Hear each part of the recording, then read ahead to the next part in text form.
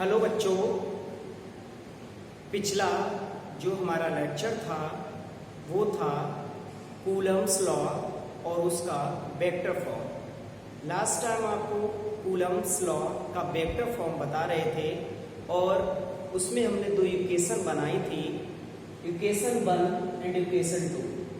Q2 द्वारा Q1 पर लगने वाला बल F12 बराबर 1/4πε0 Q1 Q2 अपॉन r²। जब हमने इसका वेक्टर फॉर्म बनाया था तो उसकी डायरेक्शन में जो यूनिट वेक्टर r21 था उससे हमने मल्टीप्लाई कर दिया था। सेम ऐसे ही Q1 द्वारा Q2 पर लगने वाले बल का जो मान है वो F21 बराबर 1/4πε0 Q1 Q2 अपॉन r² और यूनिट वेक्टर r12 इक्वेशन 2। ये जो इक्वेशन 1 एंड इक्वेशन 2 बनी थी ये कूलम्स लॉ का वेक्टर फॉर्म है। अगर कूलम्स लॉ का वेक्टर फॉर्म लिखने को आता है तो आपको यहीं तक करना है और नीचे लिख देना है कि equation 1 and equation 2 Coulomb's law के वेक्टर फॉर्म को रिप्रेजेंट करती हैं।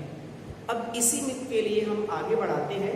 इसी में क्वेश्चन आता है कि सिद्ध कीजिए कि जो कूलम्स का लॉ है वो उसकी सहायता से हम क्रिया प्रतिक्रिया के नियम मतलब न्यूटन के तीसरे नियम को ड्राइव कर सकते हैं।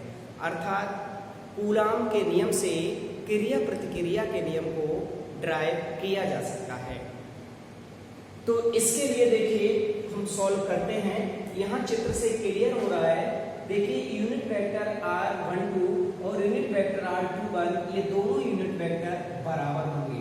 तो बराबर होंगे बट इनका जो डायरेक्शन है वो अपोजिट होगा। तो यहाँ पर आपको लिखना है बट, या यहाँ लिख दे रहे हैं बट r12 का यूनिट वेक्टर बराबर -r21 यूनिट वेक्टर। अब हम क्या काम करेंगे, ये जो वैल्यू है r12 यूनिट वेक्टर की इसे उठा के इक्वेशन नंबर 2 में रख देंगे। जब इक्वेशन नंबर 2 में रखेंगे तो ये बन जाएगा आपका तब समीकरण 2 से, तब समीकरण 2 से इक्वेशन जो 2 बनेगी वो बनेगी आपकी वेक्टर f, इसके लिए मिटा दे रहे हैं। तो इक्वेशन नंबर जो आपकी 2 बन जाएगी वो बन जाएगी F21 का यूनिट वेक्टर F21 वेक्टर बराबर 1/4πε0 Q1 Q2 अपॉन r² और इनटू में r12 की जगह पर आ जाएगा -r21। अब माइनस पहले लगा दीजिए 1/4πε0 Q1 Q2 अपॉन r² और इनटू में r21 का यूनिट वेक्टर। लेकिन आप ध्यान से देखिए इक्वेशन नंबर जो 1 आपकी बनी हुई थी, इक्वेशन नंबर 1 से हम इस पूरे के लिए लिख सकते हैं F12। तो इसे हम लिख सकते हैं F, इस पूरे के लिए इसे यहाँ से यहाँ तक इसे लिख सकते हैं F12 का वेक्टर और माइनस तो चल ही रहा है और इधर आ गया F21 का वेक्टर। तो यहाँ से ये सिद्ध हो गया कि Q1 द्वारा Q2 पर लगने वाला बल और Q2 द्वारा Q1 पर लगने वाले बल आपस में बराबर है और दिशा में विपरीत हैं। यही क्रिया प्रतिक्रिया का नियम है। इस तरीके से कूलम्स लॉ से हम न्यूटन के तृतीय नियम को ड्राइव कर सकते हैं। इसके बाद आता है कूलम्ब के नियम की परिसीमाएं। देखिए नेक्स्ट जो हमारा टॉपिक है वो है कूलम्ब के नियम की परिसीमाएं। कूलम्ब के नियम की परिसीमाएं।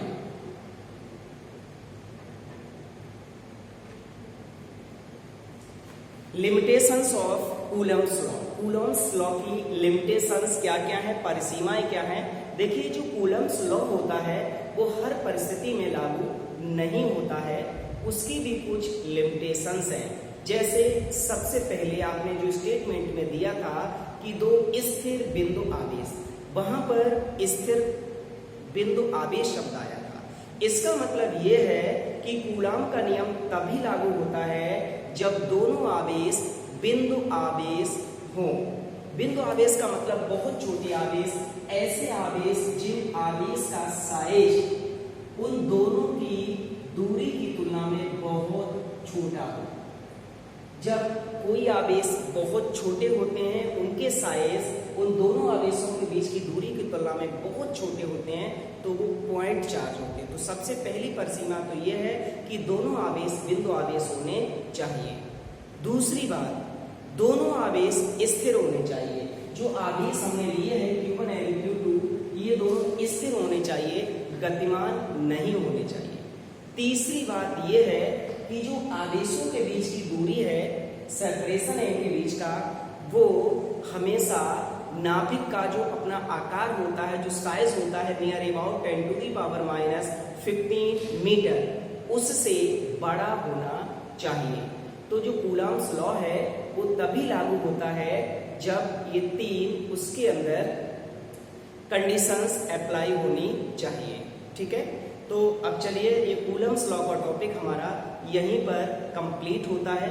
इससे रिलेटेड एक दो न्यूमेरिकल के लिए आप लोगों को बता देते हैं, फिर हम इसी चैप्टर में अगले टॉपिक को डिस्कस करेंगे। चलिए, ये 2-3 न्यूमेरिकल हमने यहाँ पर लिख रखे हैं, जैसा कि आप लोगों को ये दिखाई दे रहे हैं। ये तीनों ही न्यूमेरिकल्स हैं, ये तीनों ही कूलम्ब्स लॉ से रिलेटेड हैं। इन तीनों न्यूमेरिकल्स के लिए हम सॉल्व करेंगे। बाकी के न्यूमेरिकल्स चैप्टर के बाद आप लोगों को कराएंगे, आप लोगों को अपनी बुक से करने हैं। ठीक है, बाकी ये 3 न्यूमेरिकल थोड़ा सा इस लॉ को समझने के लिए और बता देते हैं। चलिए, तो फर्स्ट न्यूमेरिकल के लिए हम सॉल्व करते हैं। एक बार आप लोग पढ़ लीजिए। देखिए, फर्स्ट न्यूमेरिकल जैसा कि आप लोगों को दिखाई दे रहा है, दो आवेशों Q1 व Q2 यदि Q1 Q2 is greater than 0 और Q1 Q2 is less than 0, तो दोनों स्थितियों में इनके बीच लगने वाले बल की प्रकृति बताइए। देखिए, दो आवेश हैं Q1 और Q2, वो एक दूसरे से कुछ दूरी पर रखे हुए हैं। पहली कंडीशन में दोनों आवेशों का गुणनफल 0 से बड़ा है। दूसरी कंडीशन में दोनों आवेशों का गुणनफल 0 से छोटा है।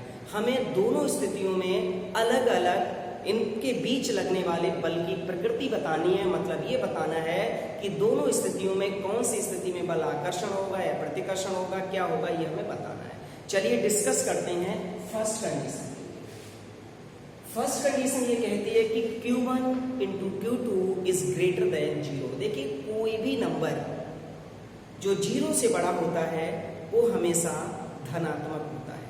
0 से बड़ी हर संख्या पॉजिटिव होती है। इसका मतलब ये है कि पॉइंट 1 से क्लियर हो रहा है कि दोनों आवेशों का गुणनफल धनात्मक है। और दो आवेशों का गुणनफल धनात्मक तभी हो सकता है जब दोनों आवेश या तो पॉजिटिव हो या फिर दोनों आवेश नेगेटिव हो, क्योंकि प्लस और प्लस की गुणा प्लस होती है, माइनस और माइनस की गुणा भी प्लस होती है। इसका मतलब ये क्लियर हो गया फर्स्ट पॉइंट से कि जो दोनों आवेश होंगे वो सजातीय होंगे, दोनों एक ही प्रकृति के होंगे, अर्थात इनके बीच लगने वाला जो बल होगा वो प्रतिकर्षण होगा। क्योंकि हम जानते हैं दो सजातीय आवेशों के बीच प्रतिकर्षण का बल काम करता है। तो फर्स्ट पॉइंट का आंसर हो गया प्रतिकर्षण। चलिए सेकंड पॉइंट पर आते हैं। सेकंड पॉइंट ये बता रहा है कि दोनों आवेशों का गुणनफल 0 से छोटा है और 0 से छोटा हर नंबर नेगेटिव होता है। इसका मतलब ये है कि सेकंड कंडीशन में दोनों आवेशों का गुणनफल माइनस है और दो आवेशों का गुणनफल माइनस तभी हो सकता है जब एक आवेश प्लस और दूसरा आवेश माइनस हो, क्योंकि प्लस और माइनस की गुणा माइनस होती है। इसका मतलब ये है कि दोनों आवेश यहाँ सेकंड पॉइंट में विपरीत प्रकृति के हैं और हम जानते हैं विपरीत प्रकृति के आवेशों के बीच में आकर्षण बल काम करता है।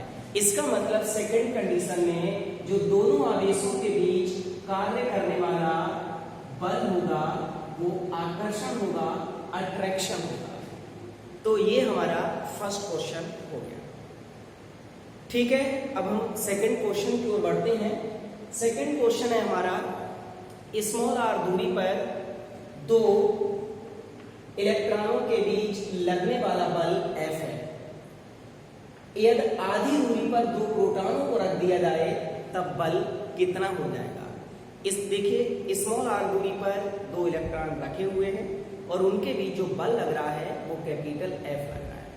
अब हमने क्या काम किया, उस दूरी से आधी दूरी पर दो प्रोटॉनों को रख दिया, तो हमें बताना है कि अब बल कितना हो जाएगा। चलिए सॉल्व करते हैं इसके लिए। तो देखें, सबसे पहले बात करते हैं इलेक्ट्रॉन की। इलेक्ट्रॉन के लिए फॉर इलेक्ट्रॉन के लिए क्या हो जाएगा, F equals to 1/4 pi epsilon 0 Q1 Q2 upon R square. ये 1/4 पाई एप्सिलॉन 0 ऐसा ही रहेगा। Q1 की जगह माइनस ई, Q2 की जगह पर भी माइनस ई और अपॉन में R स्क्वायर। माइनस ई हमने इसलिए लिया है क्योंकि इलेक्ट्रॉन का जो चार्ज होता है उसे माइनस ई से रिप्रेजेंट करते हैं। चूंकि दोनों इलेक्ट्रॉन हैं इसलिए Q1 की जगह पर भी माइनस ई आएगा और Q2 की जगह पर भी माइनस ई आएगा। ठीक है, सॉल्व कर लीजिए। 1/4 pi epsilon 0 E square upon R square, इसे इक्वेशन नंबर नाम देते हैं 1। अब आता है प्रोटॉनों के लिए। प्रोटॉनों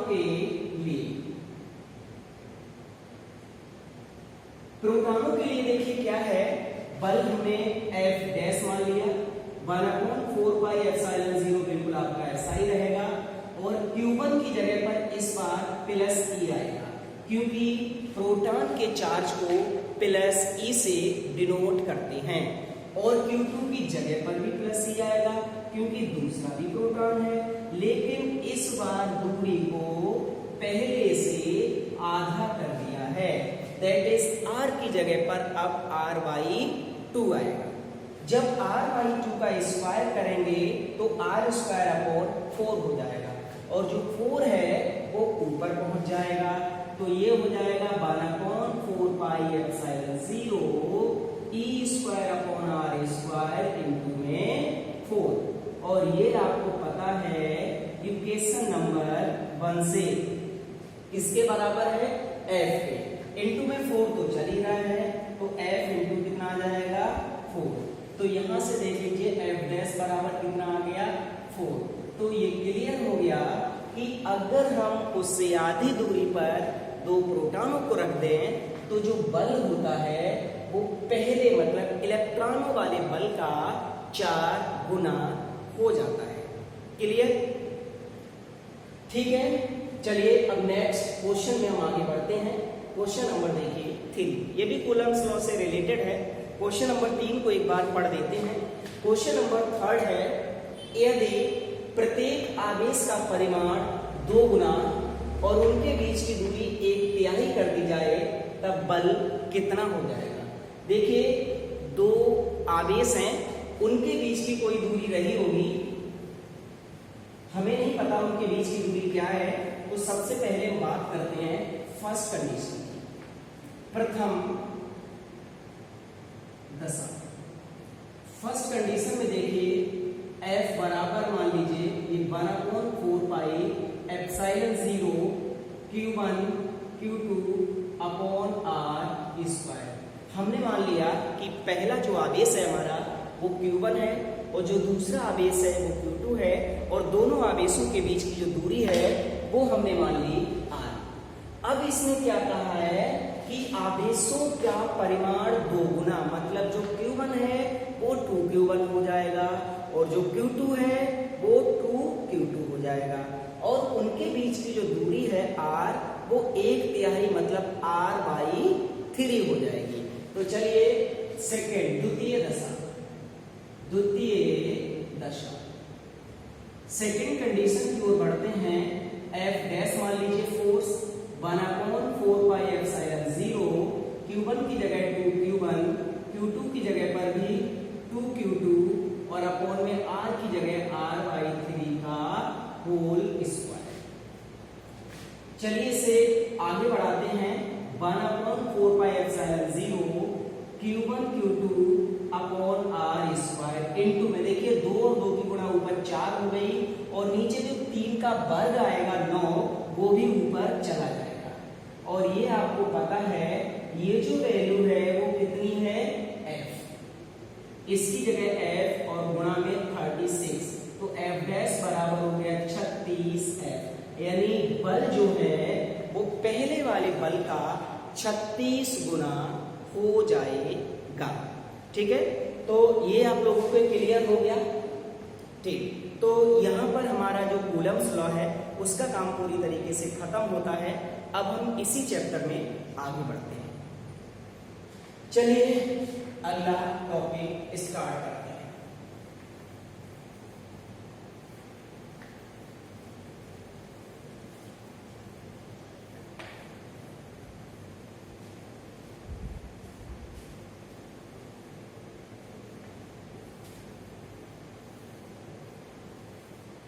चलिए नेक्स्ट जो हमारा टॉपिक है वो है बहुल आवेशों के बीच लगने वाला बल या बलों के अध्यारोपण का सिद्धांत।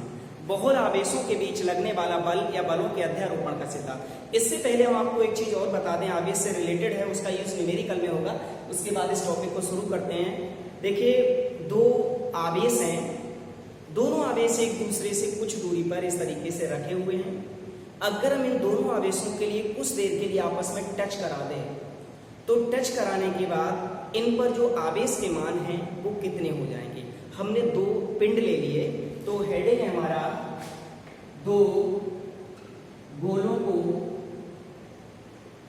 स्पर्श कराने पर आवेश के मान, स्पर्श कराने पर उन पर आवेश के मान। देख लीजिए एक गोला ये हमने ले लिया, इस गोले का जो चार्ज है वो हमने Q1 ले लिया, और एक गोला हमने ये ले लिया और इस गोले का जो चार्ज है वो हमने Q2 मान लिया। अब हमने क्या काम किया, दोनों गोलों के लिए आपस में टच करा दिया। ये गोला उठाया और ये गोला उठाया, और इन दोनों गोलों को हमने टच करा दिया। तो देखिए टच कराने पर जो आवेश होता है वो दोनों गोलों पर उपस्थित आवेश का एवरेज हो जाता है, उसका औसत हो जाता है। तो इस गोले पर जो आवेश होगा वो भी आपका Q1 प्लस Q2 बटे 2 होगा, और इस गोले पर जो आवेश होगा वो भी Q1 प्लस Q2 बटे 2 होगा। इस तरीके से दो गोलों को टच कराने पर आवेश की वैल्यू आप यहाँ पर निकाल सकते हैं। जैसे हम एक एग्जांपल देते हैं, जैसे सपोज कर लीजिए दो गोले हैं, एक गोला ये है, इस पर जो आवेश है वो माइनस का 4 कूलम है। एक गोला ये है, इस पर जो आवेश है वो 16 कूलम है, वो भी प्लस है। अगर हम इन दोनों गोलों को आपस में टच करा दें, तो टच कराने के बाद इन दोनों गोलों पर आवेश का मान कितना हो जाएगा। तो लगा दीजिए वही फार्मूला, Q बराबर Q1 प्लस Q2 बटे में 2।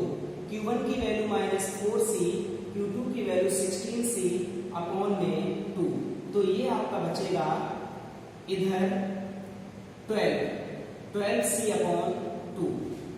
तो ये 12c अपॉन 2 का मतलब 6c। इसका मतलब दोनों गोलों पर जो आवेश की मात्राएं हैं वो 6 कूलम हो जाएंगी, क्योंकि टच कराने के बाद दोनों गोलों पर आवेश हमेशा बराबर बराबर हो जाते हैं। ऐसे ही एक और एग्जांपल ले लेते हैं। दो गोले हैं,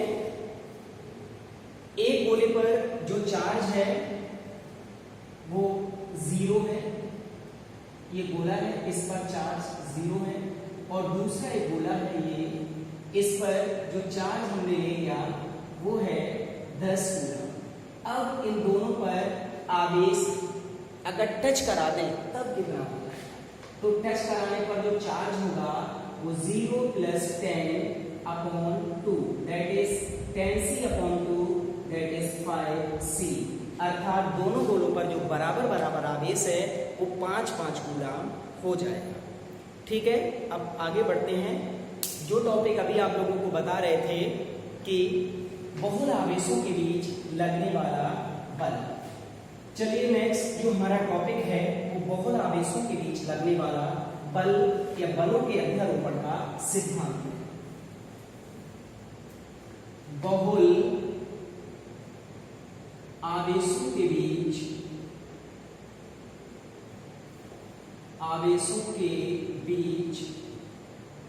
बल, बहुल आवेशों के बीच बल और ब्रैकेट में बलों के अध्यारोपण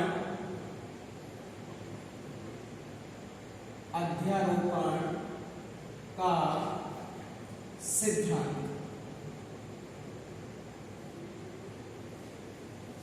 principle of superposition of forces, बलों के अध्यारोपण का सिद्धांत या बहुल आवेशों के बीच लगने वाला बल। अभी आप लोगों ने जो कूलम्स लॉ पढ़ा था, कूलम्स लॉ केवल दो आवेशों के बीच लगने वाले बल को देता है, लेकिन अगर हम एक जगह पर बहुत सारे चार्जेस रख दें तो बल क्या होगा, ये हमें बलों के अध्यारोपण के सिद्धांत में पढ़ना है।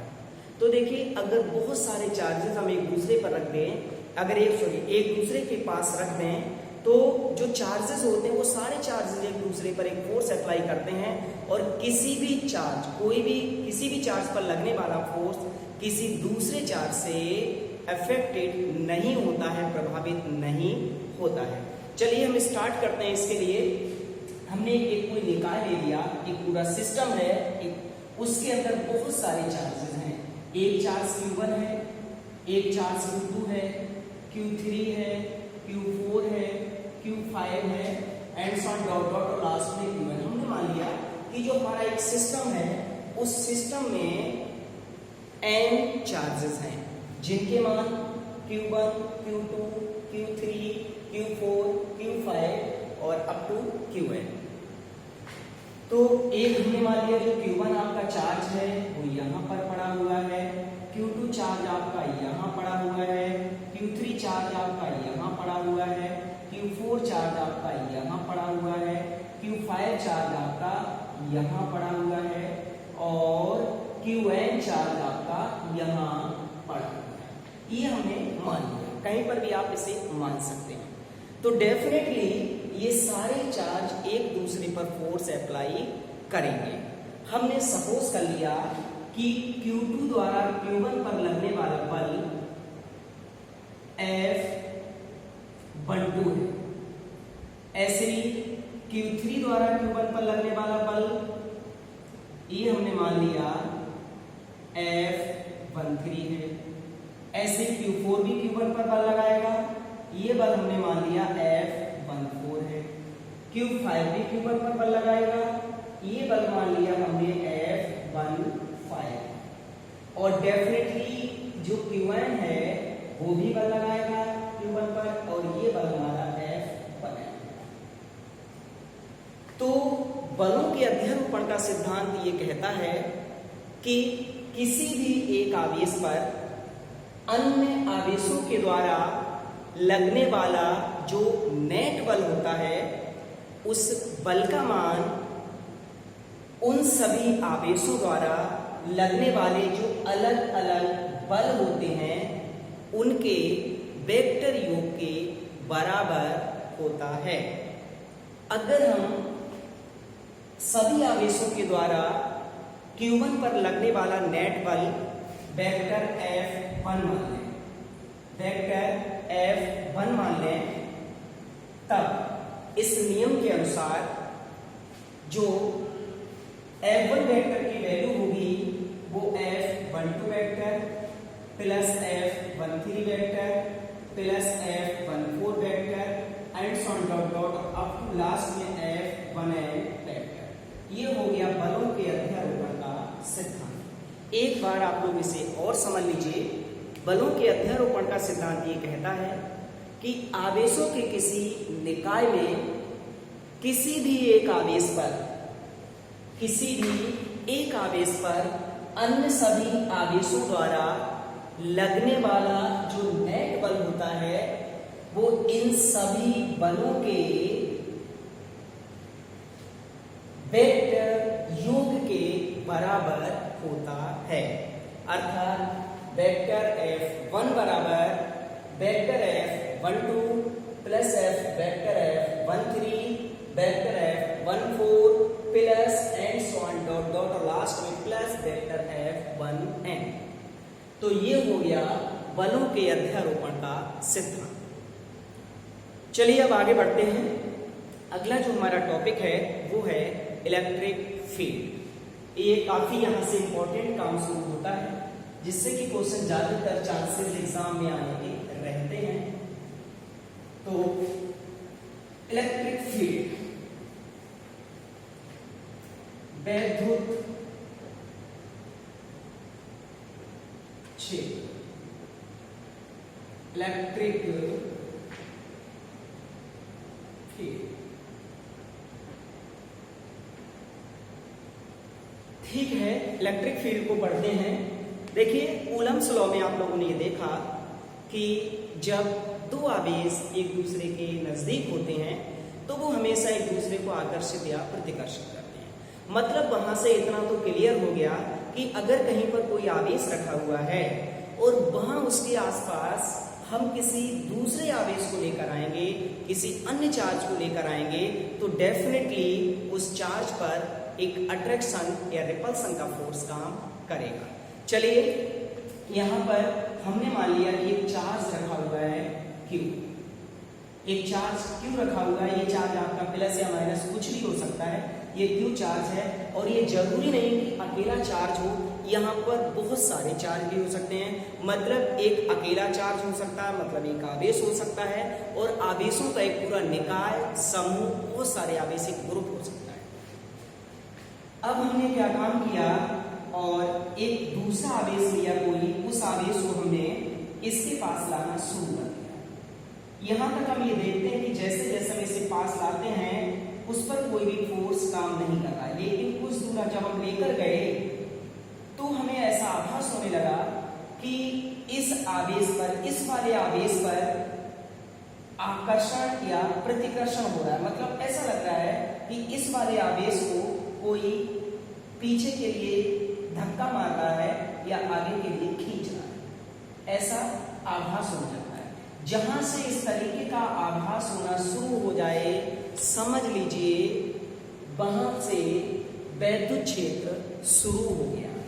ऐसे इधर से लेकर आए, यहां से देख लीजिए, तो इस तरीके से पूरा आवेश, किसी एक आवेश या पूरे एक आवेश के समुदाय के चारों ओर हम किसी अन्य आवेश के लिए अगर लेकर जाते हैं तो जहां से उस पर एक आकर्षण या प्रतिकर्षण का बल काम करना शुरू कर देता है, उसी क्षेत्र को कहते हैं वैद्युत क्षेत्र। तो वैद्युत क्षेत्र क्या हुआ? किसी आवेश या आवेश समुदाय, बहुत सारे चार्ज हो सकते हैं। अब ये यहाँ पर बहुत सारे चार्जेस हो सकते हैं। तो किसी आवेश या आवेश समुदाय के चारों ओर का वह क्षेत्र, ये पूरा, जहां पर किसी अन्य आवेश को लाने पर उस पर आकर्षण या प्रतिकर्षण बल का अनुभव होता है, ऐसे क्षेत्र को वैद्युत क्षेत्र कहते हैं। तो ये जो पूरा आपका क्षेत्र है, ये क्षेत्र कैसा है? ये क्षेत्र आपका वैद्युत क्षेत्र है, electric field.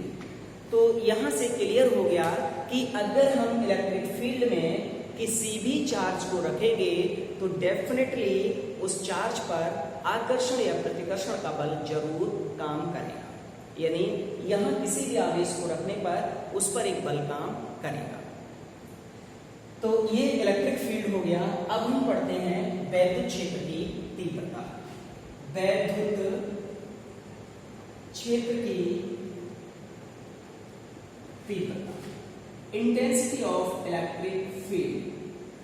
Intensity of electric field ये काफी इंपॉर्टेंट टॉपिक है। इंटेंसिटी ऑफ इलेक्ट्रिक फील्ड, वैद्युत क्षेत्र की तीव्रता क्या है? देखिए इस वैद्युत क्षेत्र में हमने कोई एक परीक्षण आवेश रखा Q0। ये परीक्षण आवेश क्या होता है? इसके नाम से ही पता चल रहा है टेस्टिंग चार्ज। केवल ये टेस्ट करने के लिए, ये बताने के लिए कि यहाँ पर इलेक्ट्रिक फील्ड है या नहीं है, उसके लिए यूज किया जाता है। बहुत छोटा सा धनावेश होता है, ये इतना वीक धनावेश होता है कि ये बेचारा आवेश किसी भी आवेश पर कोई भी बल नहीं लगा पाता, बल्कि जो और आवेश होते हैं वही इसके ऊपर बल लगाकर चले जाते हैं, वही इसके ऊपर बल लगाते हैं। तो हमने इस इलेक्ट्रिक फील्ड में एक परीक्षण आवेश Q0 रख दिया, दैट डेफिनेटली इस परीक्षण आवेश पर एक वैद्युत बल काम करेगा। अगर उस वैद्युत बल को हमने F मान लिया, तो जो वैद्युत क्षेत्र की तीव्रता हम डिफाइन करते हैं वो F/Q0 से डिफाइन की जाती है, F/Q0 से डिफाइन की जाती है। तो यहाँ वैद्युत क्षेत्र की परिभाषा क्या, वैद्युत क्षेत्र की तीव्रता की परिभाषा क्या हुई कि वैद्युत क्षेत्र में स्थित किसी परीक्षण आवेश Q0 पर लगने वाला बल F और परीक्षण आवेश के मान मतलब Q0 का जो अनुपात होता है उसी को उस बिंदु पर वैद्युत क्षेत्र की तीव्रता कहते हैं। अर्थात इस बिंदु पर जो वैद्युत क्षेत्र की तीव्रता E होगी वो F/Q0 होगी। अकॉर्डिंग टू फार्मूला इसका यूनिट जो है वो न्यूटन पर कूलम हो जाएगा, वोल्ट पर मीटर भी इसका यूनिट होता है। और ये जो राशि है वो सदिश होती है।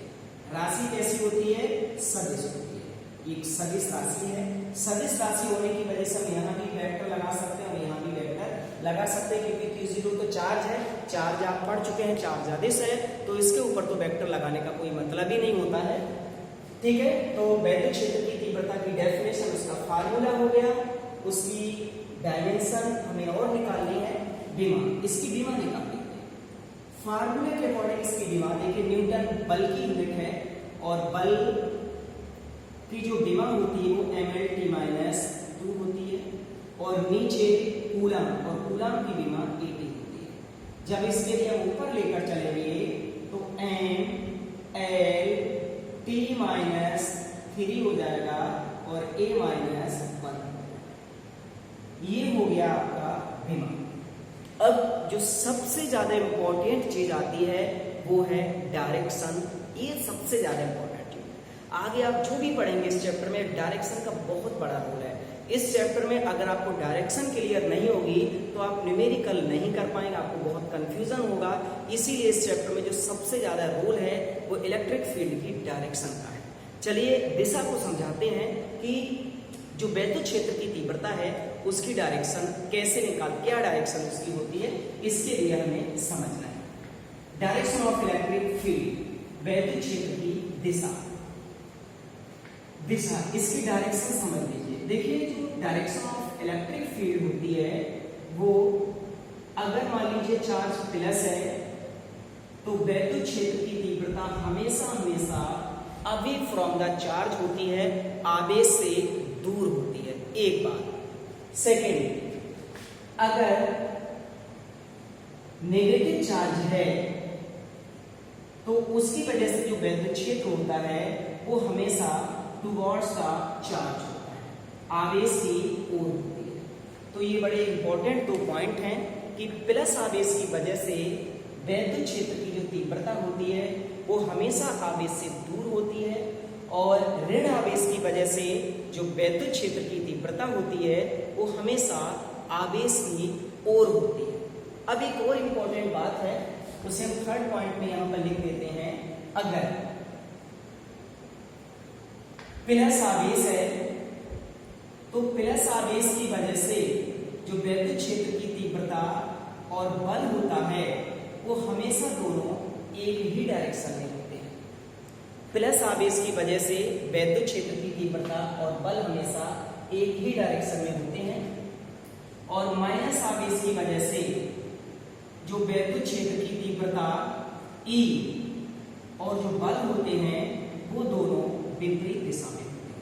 ये भी बड़ा इंपॉर्टेंट पॉइंट है कि प्लस आवेश की वजह से जो तीव्रता होती है वो हमेशा बल की ही दिशा में होती है, और माइनस आवेश की वजह से जो तीव्रता होती है वो हमेशा बल के अपोजिट होती है।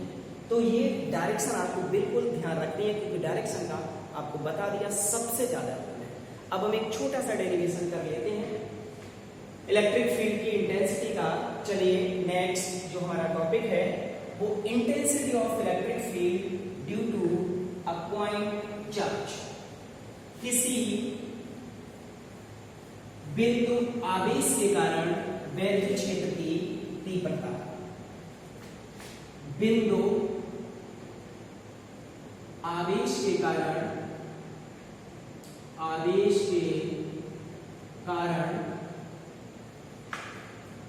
वैद्युत क्षेत्र की तीव्रता। Intensity of electric field due to a point charge. देख लीजिए, हमने मान लिया कि ये कोई एक पॉइंट चार्ज है, एक बिंदु आवेश है, और इस आवेश को हमने प्लस क्यू मान लिया। जब यहाँ पर प्लस क्यू चार्ज कोई रखा होगा तो डेफिनेटली इसके आसपास एक वैद्युत क्षेत्र उत्पन्न हो जाएगा। जैसा कि आप लोगों ने वैद्युत क्षेत्र में पढ़ा था कि जो वैद्युत क्षेत्र है वो आवेश या आवेश समुदाय के चारों ओर का क्षेत्र होता है। तो जब हम यहाँ पर किसी पॉइंट चार्ज को रखेंगे तो इसके अराउंड आसपास चारों तरफ क्या होगा, एक वैद्युत क्षेत्र उत्पन्न हो जाएगा। कितना वैद्युत क्षेत्र उत्पन्न होगा, उस वैद्युत क्षेत्र की हमें तीव्रता बतानी, इंटेंसिटी बतानी कि वैद्युत क्षेत्र की तीव्रता इस बिंदु आवेश की वजह से कितनी होगी। तो इस बिंदु आवेश से स्मॉल आर दूरी पर हमने एक कोई पॉइंट यहाँ P मान लिया, और इस पॉइंट P पर हमने ये सपोज कर लिया कि पॉइंट P पर हमें वैद्युत क्षेत्र की तीव्रता निकालनी है। चूंकि जो बिंदु आवेश है वो हमने प्लस माना है, बिल्कुल जरूरी नहीं कि आप प्लस लें, आप माइनस भी ले सकते हैं, बिल्कुल ठीक है, माइनस भी ले सकते हैं। तो हम जानते हैं प्लस आवेश की वजह से किसी भी बिंदु पर जो तीव्रता होती है, तीव्रता की दिशा हमेशा अवे फ्रॉम द चार्ज होती है। इसीलिए जो E की डायरेक्शन होगी वो इस आवेश से दूर होगी, दूर जा रही है। अगर यहाँ पर सपोज माइनस चार्ज होता तो E का मूव इधर ना होकर इधर होता था, टुवर्ड्स द नेगेटिव चार्ज होता था। तो इस इंटेंसिटी की वैल्यू कितनी होगी? थोड़ी देर के लिए हमने सपोज कर लिया कि पॉइंट P पर कोई एक परीक्षण आवेश Q0 रखा हुआ है। यहाँ ये सपोज कर लेंगे कि कोई परीक्षण आवेश Q0 रखा हुआ है। देन ये जो चार्ज है इसके ऊपर एक स्थिर वैद्युत बल लगाएगा। ये तो बेचारा बहुत वीक है, इसीलिए Q0 पे इसके ऊपर बल लगा नहीं सकता है। तो जो प्लस Q चार्ज है वो इस Q0 के ऊपर एक फोर्स अप्लाई करेगा। वो फोर्स कितना होगा, प्लस Q द्वारा Q0 पर बल, और ये बल जो F होगा वो आप कूलम्ब्स लॉ से निकालेंगे, 1/4πε0 Q0/r²। अब देखिए, अगर ये दोनों आवेश, ये जो आपका बिंदु आवेश है अगर निर्वात या वायु में रखा हुआ है तो उसके लिए तो ये बिल्कुल ठीक है। अगर हम लिखेंगे अगर ये किसी परावैद्युत माध्यम में रखा हुआ है तो आप उसका परावैद्युतांक के यहाँ पर और लगा देंगे तो ε0 की जगह ε0 k हो जाएगा। हमने यहाँ पर ये मान लिया कि जो आवेश है वो हमारा निर्वात या वायु में रखा हुआ है, तो ये हो गया। अब ये तो बल आ गया कि ये चार्ज, इस चार्ज Q0 के ऊपर इतना बल लगाएगा। अब वैद्युत क्षेत्र की तीव्रता कितनी होगी, अतः वैद्युत क्षेत्र की तीव्रता, वैद्युत क्षेत्र की तीव्रता, वैद्युत क्षेत्र की जो तीव्रता निकल के आएगी, इंटेंसिटी आएगी, वो E बराबर आप लोग जानते हैं F/Q0 होता है। F की वैल्यू लगा दीजिए 1/4πε0 और Q0/r², और अपॉन में यहाँ Q0 चलेगा। Q0 से Q0 कैंसिल हो गया तो E बराबर आ गया 1/4πε0 Q/r²। इस फार्मूले के लिए आप बहुत अच्छे से याद कर लेना क्योंकि न्यूमेरिकल में इसका बहुत ज्यादा रोल है। किसी एक सिंगल चार्ज की वजह से किसी बिंदु पर जो तीव्रता होती है वो इतनी होती है, और ये पहले ही बता चुके हैं कि तीव्रता एक सदिश राशि है। अगर आप इसके ऊपर वेक्टर लगाना चाहते हैं, आप इसका वेक्टर फॉर्म बनाना चाहते हैं तो इसमें यूनिट वेक्टर का मल्टीप्लाई और करेंगे। वेक्टर E बराबर हो जाएगा 1/4πε0 Q/r², और यूनिट वेक्टर इस डायरेक्शन में यूनिट वेक्टर r का मल्टीप्लाई और कर दीजिए। तो इस तरीके से हम इसका वेक्टर फॉर्म भी निकाल सकते हैं। तो यहाँ से जो वैद्युत क्षेत्र की तीव्रता E है वो r² के इनवर्सली प्रोपोर्शनल है, अर्थात जो E है वो हम कह सकते हैं कि E proportional inverse square law follow करता है। ठीक है, आज के लिए हम इस टॉपिक को यहीं पर क्लोज करते हैं। कल से हमारा अगले लेक्चर में नेक्स्ट टॉपिक डिस्कस होगा।